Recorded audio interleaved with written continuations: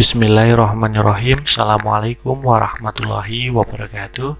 Kembali lagi dalam video pembelajaran IPA SMP, materi IPA bab yang keempat, listrik statis dan perannya dalam kehidupan sehari-hari. Mari kita pelajari bersama. Apa yang akan kita pelajari? Yang pertama adalah terkait dengan konsep listrik statis. Setidaknya ada 4 bagian. Yang pertama adalah muatan listrik, yang kedua adalah hukum Coulomb, yang ketiga adalah medan listrik, dan yang terakhir adalah beda potensial dan energi listrik yang akan kita pelajari dalam video terpisah.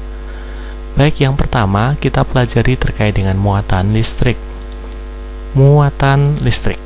Baik, muatan listrik dibagi menjadi 2 macam, yaitu muatan listrik positif dan muatan listrik negatif. Muatan listrik positif disebut dengan proton, muatan negatif disebut dengan elektron. Ketika kedua muatan tersebut berinteraksi, apabila sejenis, misalkan proton dengan proton, maka akan tolak-menolak. Elektron dengan elektron, maka akan tolak-menolak. Namun ketika tidak sejenis, akan tarik-menarik, misalkan proton dengan elektron. Di dalam mempelajari listrik statis, kita kenal dengan nama deret tribolistrik, yaitu daftar benda-benda dalam deret tertentu. Ketika benda tersebut digosokkan dengan benda deret di atasnya, maka benda tersebut akan bermuatan negatif. Sebaliknya, ketika digosokkan dengan benda dengan deret di bawahnya, maka akan bermuatan positif. Kita ambil contoh gelas. Gelas ini terbuat dari kaca, kita gosokkan dengan kain sutra. Berarti dari atas dengan benda yang berada di bawahnya digosokkan dengan deret di bawahnya, maka akan bermuatan positif. Jadi gelas atau kaca tadi bermuatan positif, sedangkan sutra bermuatan negatif. Bisa dicoba di deret yang lain. Ini namanya deret tribolistrik. Selanjutnya yang kedua, ketika 2 buah muatan tadi berinteraksi satu dengan yang lain, maka bisa mengakibatkan 2 peristiwa. Bisa tarik-menarik atau tolak-menolak. Peristiwa ini dikenal dengan nama gaya Coulomb atau gaya listrik. Persamaannya F sama dengan K/1 kali Q2 per R².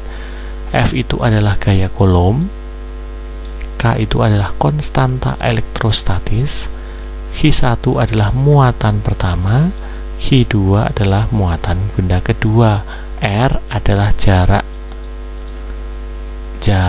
kedua muatan. Jadi semakin besar muatan listriknya, maka gaya Coulombnya semakin besar.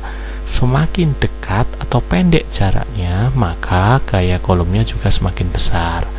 Jadi bayangkan ketika ada 2 orang tarik tambang, ketika salah satu orangnya semakin besar, maka gaya tariknya semakin kuat. Tapi kalau jaraknya semakin jauh, maka gaya tariknya semakin lemah. Kira-kira seperti itu. Kemudian yang ketiga adalah medan listrik.